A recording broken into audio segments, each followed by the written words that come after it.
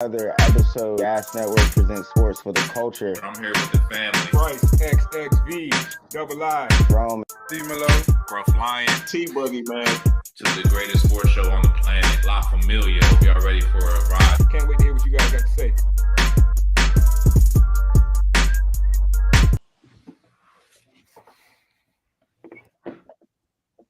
We back.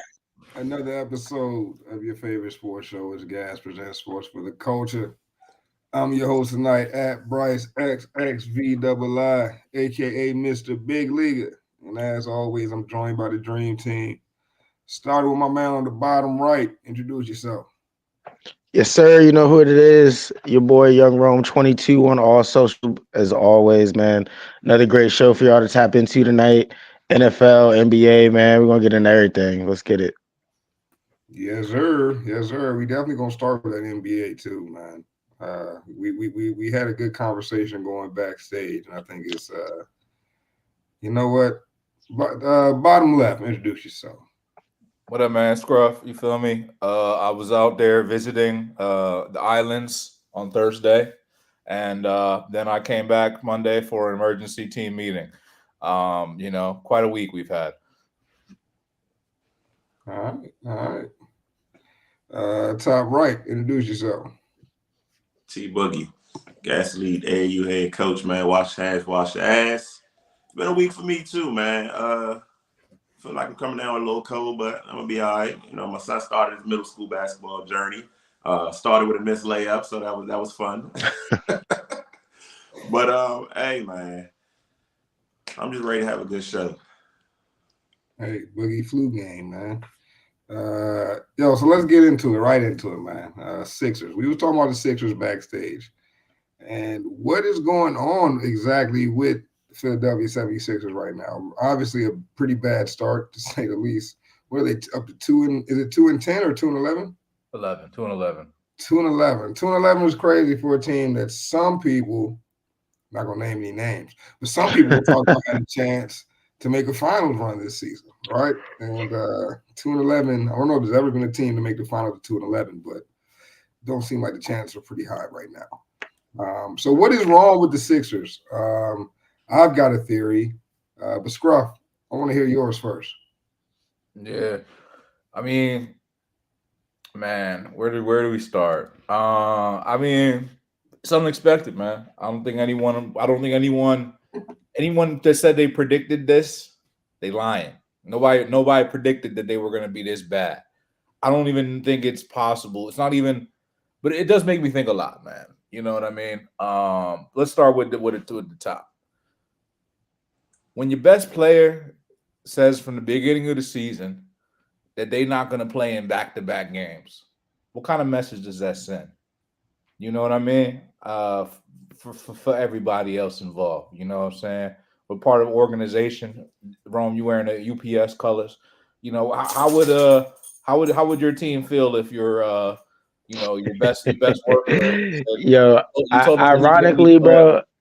Ironically, I honestly got caught in the office about not showing up. I got treated like Embiid for not being on time. So it's very frowned upon. It's very frowned upon. Not a good look. It's not a good look, man. I'm a firm believer in leading by example. That's always been the type of person I am, man.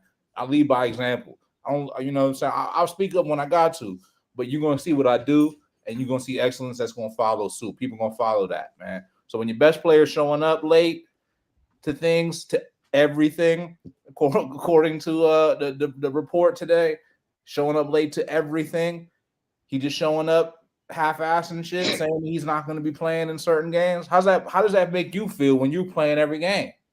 When you hustling your ass off to play every game and be hustling at every practice, and the best player is not doing that. That doesn't leave a good taste in the team's mouth, bro. So it took Tyrese Maxey coming in there, and then sometimes in situations where the guys that are the highest paid, for some reason, they're not really the leaders. And that's what it is. And this team is new. And there's some theory. So, like, Maxey stepped up and be the leader, spoke up and called Joel out, right? And, so what's wrong with the Sixers? It starts at the top, man. It's got to be accountability across the board. And sometimes you got to get called out to get that done. I mean, unfortunately, you could just blame it all on injuries for sure. But it's more than that. Because right now we got some of the players back. They haven't got a chance to play together yet, all three of them. So until that really happens, you can't really judge this team.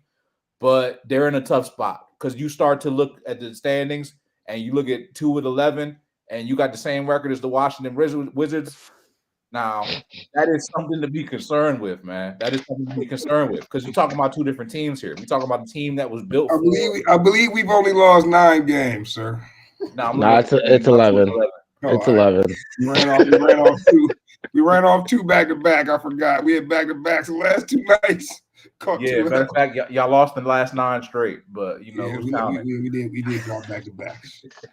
But the point is, man, you start digging a big hole like that, bro. It's hard to come back, man. And at 2-11, you start to even think, and I hate to say it, you start thinking like, damn, because we were, 10 years ago, we was trusting the process, we was tanking. You feel me? So 2-11, this ain't the worst year to have a bad draft pick. You know what I'm saying? There you go, man. We don't want that. We don't want that. So I'm hoping they can turn it around. And I'm hoping that what they did, calling that team meeting, I think it was very strategic, man. Kyle Lowry called the team meeting. He's a veteran. He could do that. And then, he knew he was going to be in a situation. Max was going to step up. He called them out, bro. So let's see how they respond. Now, they respond. They start playing hard. Maybe we got something. We could turn it around.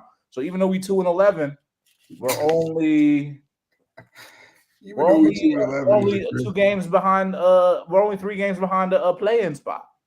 We're only 4 games behind the number 6, number 5. I love the optimism. I do. And I respect the optimism, and I think it's necessary at this juncture of the season because it's only 13 games in. I would love to see the stats on what 2-11 teams have gone the farthest. Probably not many, bro. But it's not looking good. But I believe the ship can be rightened. But what's wrong is it's an attitude issue, man. It's an attitude issue. Yeah, see, I think it's more than that, man. I think the Sixers out here chasing ghosts, man. They chasing ghosts of NBA past. It's like holiday season, man. The ghost of NBA past is what the Sixers continue to chase. And in the last few seasons, they've been behind the curve on the NBA innovation. There was a time when the Sixers were ahead of the curve on NBA innovation, back when they were trusting the process. They were actually the smartest teams in the league at that time. But since, they've kind of tried to follow the pop-in trend, right? And they're always a season behind that trend, dog, every single time. And this time, they tried to follow one of the tried and true trends, the big 3 model. They were like, if only we can add one more player to Tyrese Maxey and Joel Embiid. Oh, I know who would be the perfect 3rd player, Paul George, a big 3. But, bruh, if you watching the NBA, the big 3 don't work no more, bruh. It's about having team culture, any player that can step up at any given moment, players that all feel empowered to take a big shot, to make a big play, right? And I feel like that's what the Sixers kind of missed on. And they were in a spot where they could have probably built that with the amount of draft capital and players they had selected over that time. Just never stuck with the process, unfortunately. Rome, you're about to chime? You want to chime in? T, you chime in? Yeah. I got the stats on the teams that are 2-11 and have made the NBA playoffs. So apparently, at least 106 teams have started 2-11 or worse in the NBA. Only 8 of those teams have actually made the playoffs. Only 3 of those teams made the playoff with a winning record. So, I mean, the Sixers are cooked, in my opinion. Like you're battling history now. I saw another stat that said they still have a 60% chance to make it. They have the talent to do it, but I mean, I look at the Sixers similar to how I look at the Cowboys. Like y'all got talent, but y'all got dysfunction, or even the Jets. So it's like if Embiid is coming into the season saying he's not playing back-to-back games, he's not showing up to anything on time, bro. Workouts, treatment, practice, games. Like they said he showed up like 10 minutes before the game last time, bro. Like if that's what your star player is doing, either he needs to be removed from the equation so that you can just rock with who you have and have a unit where he's not messing it up, or he's got to do a complete 180, a complete flip, which I don't know he's going to do. My question is, how did Embiid get to this point? Like, how does Embiid think like we all know we can't just show up to work 10 minutes before, like, you know what I'm saying? But can't the best kind of show up late sometime? And that's the thing, I'm not sure. Like, I wonder if Embiid was this guy during his MVP season, right? Like, was he this guy? And that's kind of my question. Because if he was late to everything when he was the MVP and y'all didn't call him out, then you can't really single him out now if he's late and y'all are 2-11. But yeah, we all know, like, everybody's had a job, right? Everyone's had a job somewhere, even if you're unemployed right now. And you know, when you've got a job that, like, certain folks at a job are afforded certain benefits, no matter what their quote unquote perk is, right? Or no matter what the quote unquote reason is. But sometimes, if you're like really good at what you do in the workforce, you're allowed certain benefits. A lot of times you see it play out where, like, someone who's really good at their job is allowed to, like, cuss people out every once in a while. You know what I'm saying? Like, yeah, he get kind of crazy, but, you know, he's our top earner. So we gonna leave him alone. Like, you know what I mean? Everybody's seen that, right? So, like, maybe that's kind of the type of situation is with Joel and Philly. And, you know, I think we see that in football all the time where, you know, the star player gets away with stuff. Like, I don't know, T, what you think about this situation? I think it's tough, man. It's tough. It's going to be tough for Philly, man. But within that locker room, like, you watch this guy just trade on his own country to play for Team USA in the Olympics. Right. I didn't hear about the late workouts during the Olympic run. I didn't hear about him being a knucklehead or, you know, none of that during the Olympic campaign. But we get back to the season, and the first thing I hear is, I'm not playing back-to-backs. To me, this looks like James Harden in the fat suit. This looks like I don't want to be here.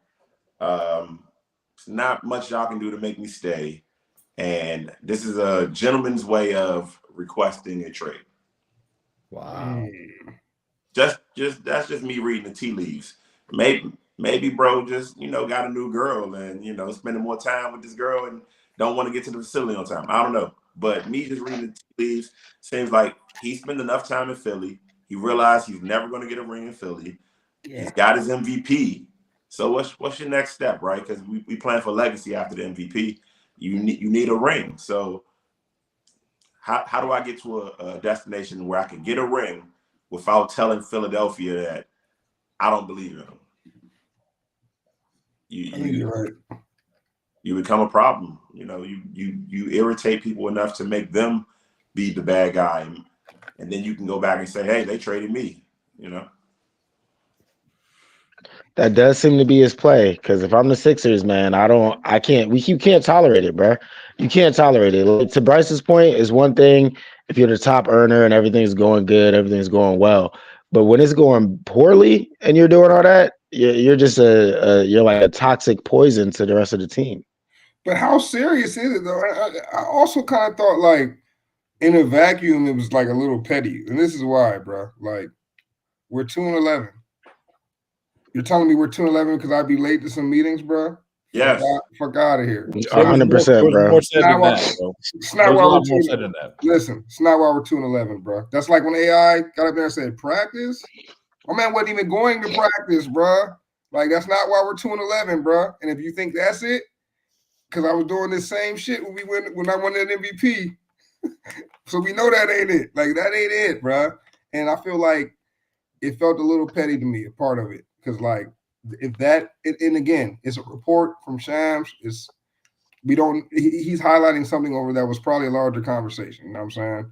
But that was the point of the conversation was, Joel, you need to be on time. Like, bro, we're going to be there was a lot more in the conversation. If you read the full article, I didn't. I'm about to say, like, I grabbed the headline on this one. They talked about the coaches. They said the players have feedback for the coaches. The coaches have feedback for the players, bro. Like, there was a lot to go around, bro. Who called the meeting? Kyle Lowry. Yeah, that's a problem. 13 games into an 82-game season, and everybody's pointing fingers and hashing it out this early. It's not a good look. Not even like a legacy Sixer. He's just a guy that. Bro, you see, like, I get where you coming from, bro. But he is a champion, which I can't say the same for Joel Embiid. I can't say the same for Tyrese Maxey. I can't say the same for Paul George. He is a champion. He has been there. He is a Philly dude, and he might not have the best game left in the tank, but he is giving us all he's got. I will say that. Hey, Rome, if you hired a guy, right, and he was the top of his position at you know what I'm saying, at FedEx, can he come in and call a team meeting? Hell nah, bro. Absolutely not. Like, bro, he was with the Heat. So maybe not at FedEx, T, but if he was you know, saying successful at FedEx, and he went to Joe Schmo's delivery and they was running around doing some bullshit, he would speak up, bro. That's all I'm saying. Problem, But he goes to the Wizards and he calls a team meeting to talk to Bub Carrington. I'm not mad at him. But you went to a team that had championship aspirations. You have an MVP on your team. You bring in Paul George. If Lowry has to be the guy to say we need to get it together, it's already too late. Bro, but that's not even fair because we don't hold people that standard. KD is the same way. How many MVPs KD got? But he never been that guy. But it's okay for, like, you know, whoever else to be stepping up to that role. Scrub, we're keeping it a buck. Guys like Lowry are the reason y'all are 2-11, bro. This is why y'all suck. Y'all got guys like Lowry on the team. This guy's the one if Maxey was healthy. The problem is we also have injuries, bro. Nobody really talking about the injuries. That's the clear main issue. But there's more behind it than the injuries. But injuries is a big part. I mean, I heard this on another show, but they say Embiid is probably 5 to 6 years older than his birth certificate that the NBA has. They say his rookie year he was already in his late 20s, so that's why the body's breaking down. You played him like a rookie when he was already a vet. If that's the case, it would make sense. So when you get a little older, you do skip a little weight training, and you might show up a little later. It makes a little sense for the old vets. I'm just telling you, he got a lot of stuff going on, bro. Like, but you know, so that's not an excuse, bro. It's not an excuse, bro. I don't know if he's older, you know, or if he's just got like Christian McCaffrey's knees. You know what I'm saying? Maybe his shit's degenerative. Like, you know what I'm saying? Like that's what I'm saying. Like, because they and when you go, we had a whole situation with injury, right? Where the NBA investigated the injury, right? And they investigated it, and they said they found out that there was an injury. The Sixers just didn't report it. So that's why it made me think like Joel Embiid's his normal status is injured. Like that's normal. That's the new normal, bro. Like his normal status is injured. You really want to look into it. He's injured. Like, you know, yeah, he's injured. Sure. Like, you know what I mean? Like, because he is. He walks around injured every day. Would you be willing to blow it up, and or you think you guys can make a run this year? You want to at 2-11? No, but once we stack 30 losses, then sure. Okay, so one more pull of the we do this one more time. We do this 2 more times. Sure, blow it up. 2 more. And the worst part is that we just signed both of these guys to a max deal. But the silver lining is Maxey is a dog and he does things the right way. And Jared McCain is a baller, bro. He kind of got a little Steph Curry in his game, bro. You know, maybe I'm not saying he's Steph Curry, but he got a little Steph Curry in his game. Yeah, definitely respect both of them young guys, man. And you guys still got what you're getting at is you guys still have a future regardless of Joel Embiid. So it sounds like you're starting to start your, you know, parting ways from what I'm hearing.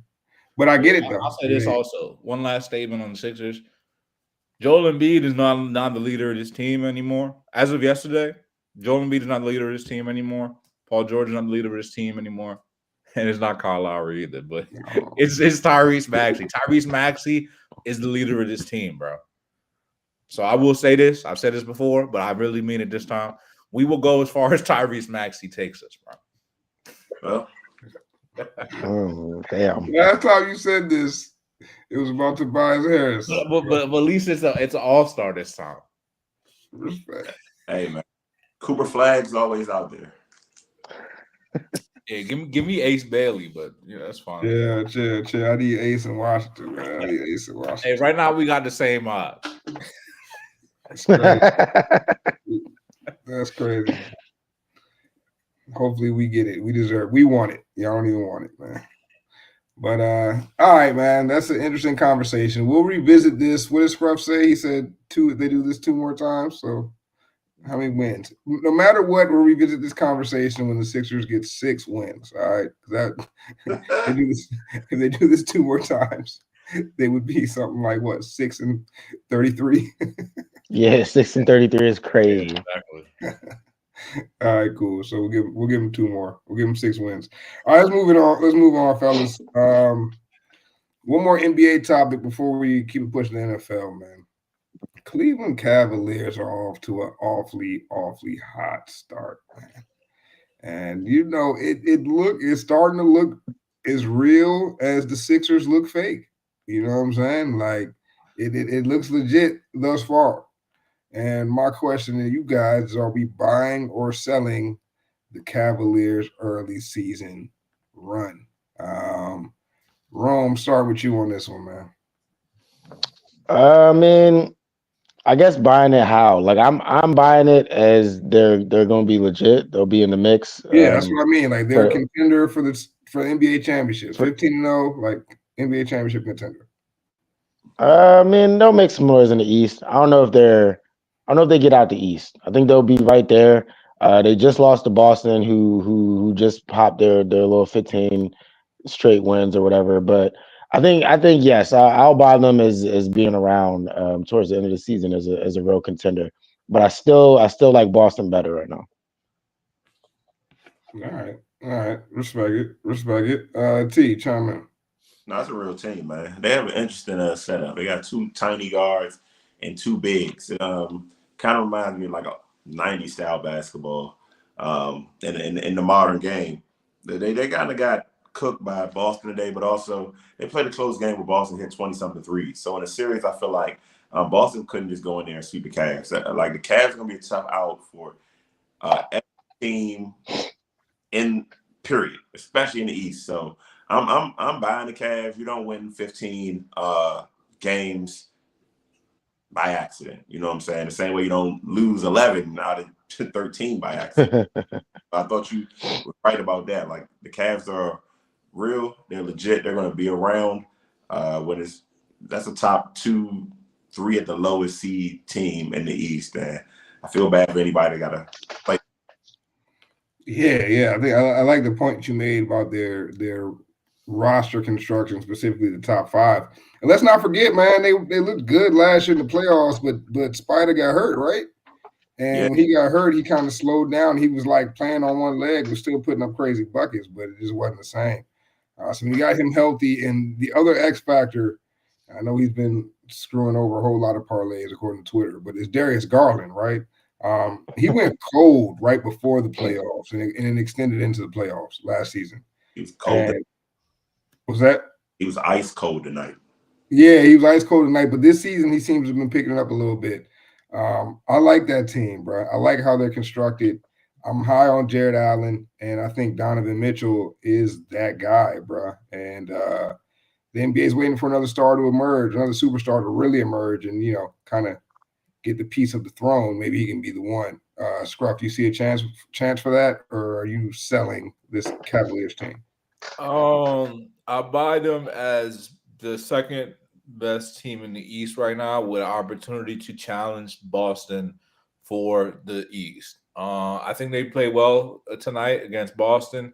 They did get punched in the mouth early. To T's point, good call out there with the 3-pointers. Boston shot 22 of 41 from 3 today, 53%, whereas Cleveland only shot 34%. Yet Cleveland only lost by 3. So that's promising to me for Cleveland, even though they lost. I think the Cleveland success hinges on 2 things. One is the combo of the guards. We know Donovan Mitchell. We know what he's gonna bring to the table. He's a known commodity. He came to Cleveland as a known superstar talent, and Cleveland had a young roster, similar to what Philly, like the whole concept of like bringing in a star to go with the young roster. And they did it well, but it almost didn't work out because he almost left this summer. But he decided to stay. I think Cleveland's learning one key to the game is continuity. And when you have a roster and you have continuity and you have time for people to learn and grow together, it can work out. So depending on how the backcourt works out, that's one factor. And then the other factor is Evan Mobley. He's the X factor on the team, in my opinion. He's what has made them better this season because he has star ability, and he's kind of leaning into that now. So if he leans more into the star ability, being like a all-star level talent, then that puts them in the conversation with Boston because now we're talking about, they got 3 stars, they got 3 stars. We got something now. It's a comparable situation. And I agree in the series, they're going to be tough. So yeah, I think I buy it to some degree, but there's still some things that they need to work out and I need to see. I hear that, and that makes sense. You had a whole bunch of legit points there. I don't know, man. It's like, can they match up with Boston? I like that point about the star comparison, right? Because it's like when you start kind of like matching them up, sizing them up per se, right? Sizing the teams up, and it's like they don't really stack up well on paper. So I see what you're getting at. And yeah, Mobley definitely got to take that next step if they're gonna really contend with Boston. And I think another guy is like a Isaac Okoro. He's gonna have to do something too, man. Like it seems like they're like that one wing player away, right? Like they're a wing away from really being that squad. I wonder what type of move they'll try to make during NBA trade deadline. Yeah. I can see them being a player for a wing. Okoro is hurt right now, but yeah. Karis LeVert was a guy who kind of could fill into that role, but I don't know if he's doing enough for them in that spot. But that's going to be their downfall. When they do that, they don't have the same firepower as a couple of other teams coming off the bench. They picked up a lot of good role players though. Like they picked up guys like George Niang, Jared Allen. You know what I'm saying? I heard him on TV saying Tristan Thompson's a veteran presence in the locker room, which is crazy. But here we are. Choose your bets wisely. But that makes me not want to buy them because, Celtics veteran is Al Horford and your veteran is Tristan Thompson. Like, that's a sell. So, I'm sorry. Yeah. I mean, the Celtics are without Porzingis. Cavs was without Okoro. So, I mean, but Celtics going to be tough to beat, man. Jason Tatum's on a revenge tour for not getting played in the Celtics are going to run it back. I know I've said it before, but Celtics are going to run it back, man. Like, they didn't play Tatum in the Olympics, and then Nike acted funny. They left Jaylen Brown off the team altogether. This team, they're going to have a chip on their shoulder all season. All right. You're always bullish on the Celtics. So yeah, yes, sir. Tatum averaging 30 though. That's pretty impressive. But you've been right on them. You're right on them last season at least. So we'll see how it plays out. All right. I'm interested to see how the Cavs go. Just for the record, I am buying the Cavaliers. In fact, I think they unseat the Celtics as number 1 seed in the East this season. And I think health depending, I can see them coming out the East. But I do think they got to make a move at the trade deadline. I think they should be in the market for a wing, specifically like a defensive stopper, somebody that can match up with Brown and or Tatum, because right now they can only guard one at a time, and you need somebody for both of them. And that's a huge problem. You got 2 tiny guards. Yeah, exactly. That matchup. But, at any given time, the Celtics have 2 smaller guys in 2 with Holiday and, White. The question is, like, can you match up with Brown and Tatum? And right now, they can only match up with one at a time, bro. They can't match up with both of them, bro. Hey, and hopefully too slew-footed to guard them. I just Googled best 3-and-D players in the league, and the fourth person on the list was Dean Wade, Cleveland Cavaliers. So maybe. Yeah, but 3-and-D players used so loosely because D Wade is not one of the best 3-and-D players in the league at all. that term is just thrown out there. It's just like, yeah, but he's decent. Remember how cold that dude went last year's playoffs while we was in the group chat roasting him? He was jacking up threes and just bringing everything when Donovan Mitchell was out. We was in the group chat cooking D and Wade, man. Don't tell me he's a 3 and D guy. The other D Wade. Right. Tarnishing a good name.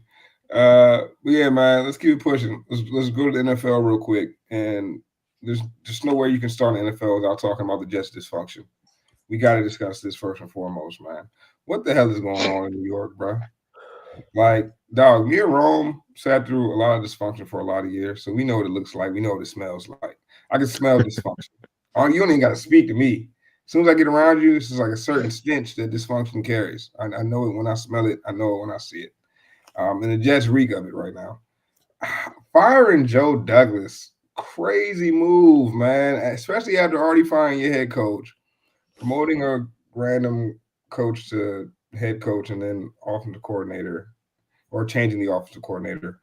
And now you're firing your freaking GM in the middle of the season. What good does that do right now? It just makes very little sense. And this GM has found good players, bro. I mean, we talking Breece Hall. That's a good find. Garrett Wilson. That's a good find. Sauce Gardner. That's a good find. Even guys that moved on and ended up being pretty good elsewhere. Mekhi Becton, Frankie Louwu, people like this. Like, these people came through Joe Douglas, bro. And I mean, damn, dog. Is Rodgers pulling the strings? One has to think and has to ask. But I don't know, man. It just seems like something funny is going on in New York, and it seems like it's a long way from being righted there. Scruff, what you think, man? Man, I feel for Joe Douglas, man. He was on our staff for the Eagles a couple of years ago. He knows one thing. Joe Douglas is great at evaluating draft talent, and you nailed it, Bryce. He's drafted most of their core, bro. So it's a little fucked up that they got rid of Joe Douglas. Feels like a scapegoat situation. What happened here is that, Joe Douglas got, he got, bro. You feel me? He drafted his guys, which he's good at, and they needed a little something else. Similar, it's like the theme of the night, right? You got your core, and then you bring in someone else to come and try and make it right. And that's when you brought in Aaron Rodgers. And then you just kind of surrendered everything and every power to him. And then shit didn't work out. So it's like, hey, man, you the one that brought everyone in here. They're like, nah, but I was just following him. I was just doing what he wanted. Nah, but you the GM. You're supposed to know better. Like, no, that's fucked up. That's tough. So it's fucked up, man. I don't know. It's bad, man. They like a bad tabloid, man. Like, for real. Because, like, it's like why? Like, you know what I mean? It's just dysfunction just for dysfunction's sake. Like, why? I don't get it. Man, the Jets are just one of them franchises, bro. Like, I don't know. I think they're one of them franchises, much like the Commanders were at one point, and the Cowboys you could even throw in here. Until they get new ownership, I don't know that they ever turn it around. I throw the Panthers in here as well, like maybe even the Colts. Like, it really does start from the top down. Like, I don't know how you're Woody Johnson, the owner of the Jets. You come out the season saying that this is the best roster that your team has ever had since you've owned the team. This is a quote that you can all look up. He said this is the best roster his team has ever had since he's owned the team. What does he do? A month and a half in, fire the coach. A month after that, fire the GM. How is it the best roster you've ever had and you're getting rid of the coach and the GM? You get rid of the guy to put the team together. It can only lead us to one conclusion. Aaron Rodgers is officially the first player in NFL history to be a player, coach, and GM, because they got the OC he wanted. They got rid of the coach. They got rid of the GM. They brought in Devontae Adams when he wanted. They got Alan Lazard at one point. They got anybody Rodgers wanted, they brought in. And look at them now. Where's it got them? They're not in any type of playoff contention. I think they're going to be lucky to not be last in the AFC East. The Patriots might end up getting the third spot in the AFC East. or the Dolphins. Like the Jets have become a complete joke in a season where they were supposed to be a Super Bowl contender. People on national TV were telling me that this team is a Super Bowl contender, a legit one, and they were telling me my Commanders weren't going to win more than 4 games, and lo and behold, here we are. So I mean, I don't know what's next for the Jets. I don't know if you keep Aaron Rodgers? Is he on the roster next year? Because if you keep Aaron Rodgers around, you're basically telling your whole fan base in the NFL world that what Aaron says goes, and everyone else be damned. I don't know. Like, what do? You just invested all this stuff. Like you brought in like his whole fucking like you brought in his whole entourage, bro. And now it's like, what you gonna do? You gonna get rid of him? Then you're fucked up. Then you got these holdover guys that are like Aaron Rodgers guys. Then what do you got? You got to build, rebuild that whole team again? Nah, bro. Like they gotta go. They gotta keep going in with they got nowhere else to go. If you're a head coach or a GM, are you interested in this job? Is this a top job in the NFL right now? Depends how desperate you are, bro. If you feel like you could cling to Aaron Rodgers and you could get it right, then yeah. But like, even then though, you're clinging to 1-2 years at best, and you're saying we're gonna go get a chip. So if they keep Aaron Rodgers, whoever they bring in is literally saying we're gunning for the Super Bowl right away, because really you need to gut the whole thing. You need to cut your losses. You got rid of your coach and your GM. You have a decent young core. You probably need to start selling some of those pieces off and rebuild altogether. So you think Aaron Rodgers comes back for another season? Yes or no? I think if I'm Rodgers, I'm gonna start taking pages out of Joel Embiid's book, and I'm gonna become a problem. And the Jets are gonna have to move on from me, because it's already bad PR. It's already a legacy killer for Rodgers. Like, you came to the Jets supposed to be a savior, a hero. You got hurt in 4 plays. You run it back the next year. You get all your friends to come with you, and y'all are just as bad as you were with Zach Wilson. So if you're Aaron Rodgers, what's your next move? Do you even want to keep trying this? It really depends. He could retire at any point, bro. He could. He might be better off retiring. This season is not yet over for Aaron Rodgers, and if they can start showing an inkling of life towards the end of the season, it may give them enough to encourage a comeback for next year. T, what you think about the state of the Jets right now to firing the GM, and do you think it's Aaron Rodgers pulling the strings behind the scenes? I don't. My gut doesn't tell me this one was Aaron Rodgers. My gut tells me that after losing that Colts game, and Aaron Rodgers played okay in that game. He didn't play terrible at all. My gut tells me that the GM probably either said something or made a fuss about, hey, we used to have a head coach that played defense. Something to that effect. Something to the effect of challenging the ownership to get you fired, because you weren't bad at your job. You weren't bad at your job. So typically, when I see someone that isn't bad at their job getting fired, it has something to do with, the good Mr. told us, man. Your likability, man. You somehow you run down your likability levels to get you up out of there. And I think when you're good at your job and you see things take place to let you know that this isn't being run right, like the power is in the Aaron Rodgers, you got rid of the head coach, and you're bringing in random guys, and you got Jeff Ulbrich. Ulbrich the head coach now or something like. Mm-hmm. Yeah, I feel like sometimes, in those situations like that, people that are good at their job and feel like I could go somewhere else do speak up and tell you exactly what's on their mind. And my gut tells me that's what happened. I don't know, haven't heard any rumors. I'm not trying to start any rumors, but my gut tells me a guy that's good at his job probably spoke out about why they're losing, and ownership didn't like it. Said, we don't need that type of attitude around here. I think That's an excellent point, T, because he getting fired at this time, getting out of the Jets organization right before the holidays is a win. You're gonna get a head start on finding a new job, spend time with the family for the holidays. You might be onto something. Now, one thing I'll tell you, man, from my experience watching the NFL, when you lose a GM job, you don't typically get another.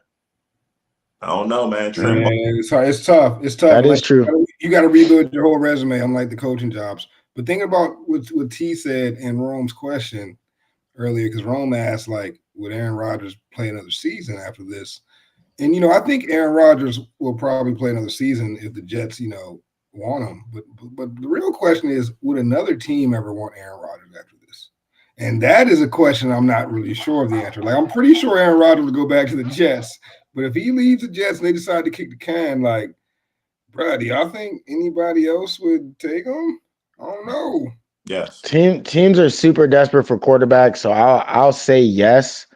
I think taking Aaron Rodgers, though, at this point in his career is, and this might even be part of the reason the Jets took him. I don't know. Maybe they thought he still had more left in the tank, but it's more so for the jersey sales, the headlines, hey, we have Aaron Rodgers here. He's going to be on our team, and he's going to be on Pat McAfee's show, and look at us. Like it ain't really going to be a football type of decision.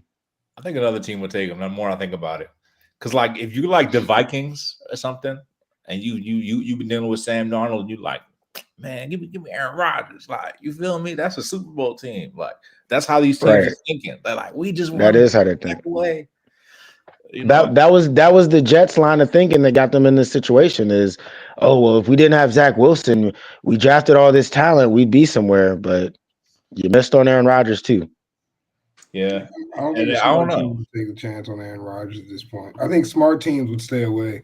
Maybe you're right. You're one of these desperate squads.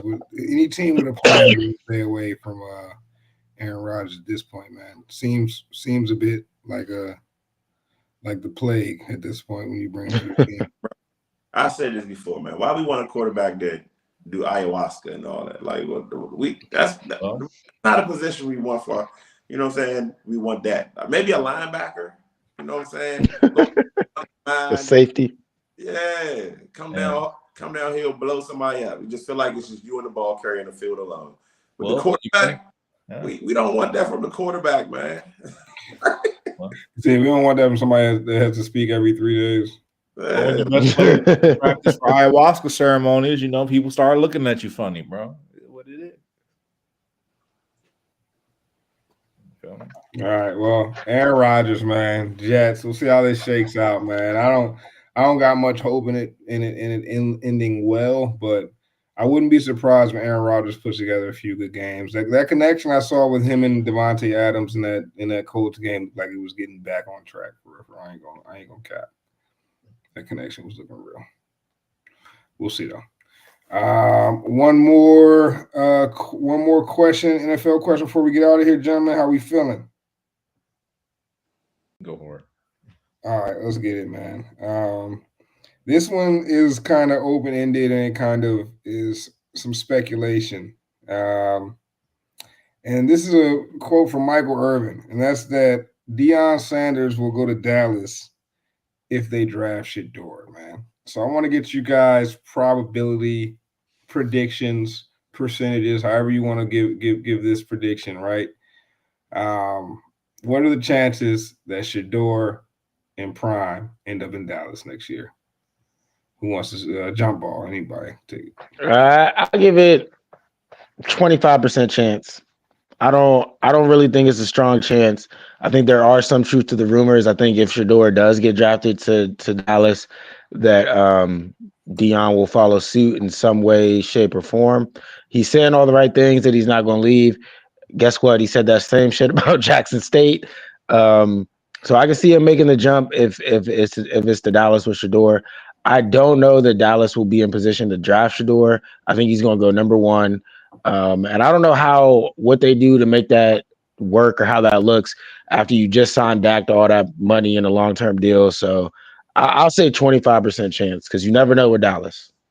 You definitely never know with Dallas. All right, 25%, a little conservative. T, what you thinking? I think it's considering the teams that are bad. It all comes down to the right situation for Shedeur, which is probably OC, right? Who we pairing him with?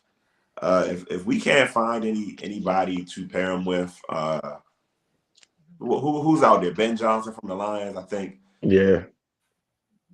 Cowboys can give him a look, but if it shakes out that we can't get any good coaches, and Deion would absolutely take that job. Give me 55, 60% because I don't know if someone snatches them up before the Cowboys can get them. But if the Cowboys had the number 1 pick, Prime would go with his son, period. Also, what does Colorado have in the recruiting pipeline? Do they have somebody to replace Shedeur, or do they have 2 people to replace Travis? No, they just got they did just get the commit to flip from Miami or something. The big quarterback just flipped from there to Colorado. So they do have somebody to step in and replace Shedeur. So I think he made some good points though. It really just comes down with draft pick they get, but I can see it happen. So you're around 45. You said 40%, 45? 55. Okay, so above 50% for T Boogie. All right. Scruff, what you thinking, bro? Beginning of the season, I thought it was a good chance, and I said that even before they really started to tank it. But when they signed that new contract, they changed everything, bro. They changed everything. If they didn't sign the contract and Dak would have got hurt, they could have let him walk. It might have been a better move. But now you signed him to a deal, and now you got to sit there and you got to pay him to rehab. Not a good look. So no, I think it's a low chance now. So I'll say like 2% chance that they draft Shedeur because they're not going to be able to get rid of that. And I know you ain't paying them all that money to be no mentor. You can sit Shedeur for a year, or you have league's best backup. Doesn't make sense to me, man. I look at the teams at the bottom. I see the Giants. They need a quarterback. I see the Jaguars. They could pick a quarterback, but I don't think they will. Maybe they will. I see the Raiders. And, once upon a time, I was a conspiracy theorist, man. I'm saying I still am secretly.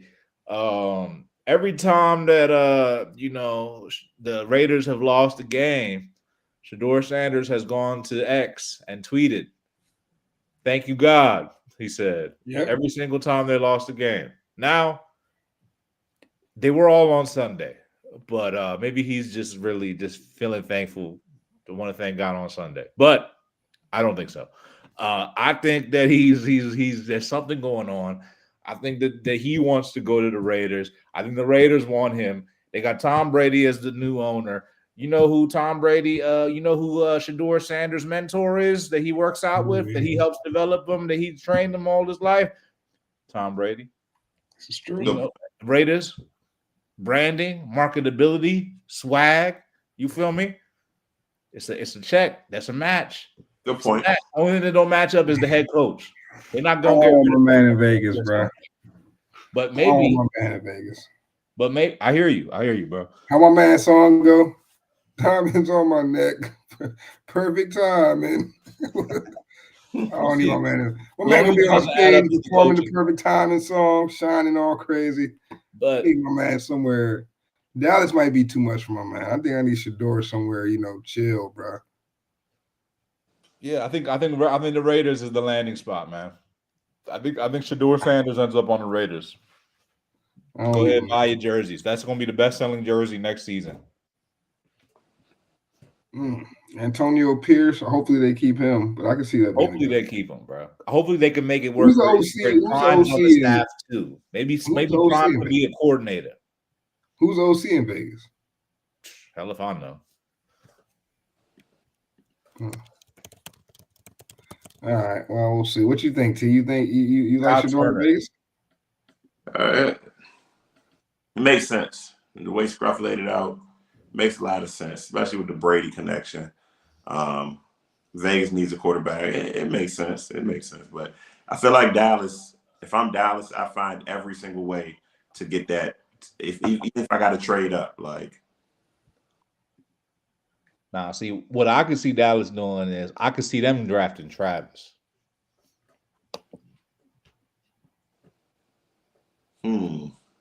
Two-way star.